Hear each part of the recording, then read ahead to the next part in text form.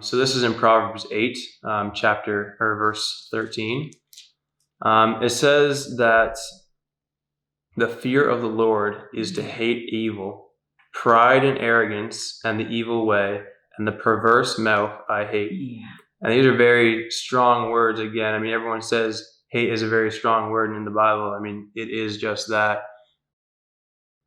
So the fear of the Lord, oftentimes you ask, like, what is the fear of the Lord, or how should I be kind of applying the fear of the Lord in my life? How do I know if I have the fear of the Lord? All these different questions can be answered right here. Well, do you hate evil? That's right. Do you run away? When you hate something, you don't look at it, you don't engage with it, you completely turn the complete opposite direction. That's right. And I think that exactly is what we have been talking about, but this again is just from a different angle. Mm-hmm. So the fear of the Lord is to hate evil. And it even goes down to say the perverse mouth I hate.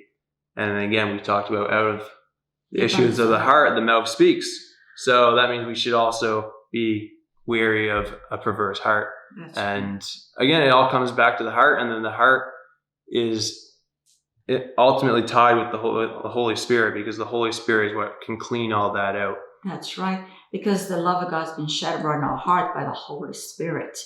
So it really actually takes you into the very love of God, and that is the ultimate safety, knowing I'm loved by God. Yeah, and a perfect bridge from exactly what you just said is now in chapter 9, verse 10, the fear of the Lord is the beginning of wisdom, and the knowledge of the Holy One is understanding. So again, we talked at the very beginning about all these different terms, and right here it's specifically saying, so the fear of the Lord is the beginning of wisdom.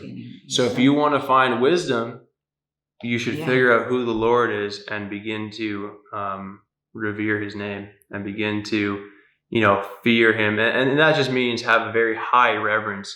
If you, have a very high reverence for the leader of a country, and you go into that room with that person, you're going to act in a manner that's completely different than you act with anyone else, just because you have such a high reverence for this one individual.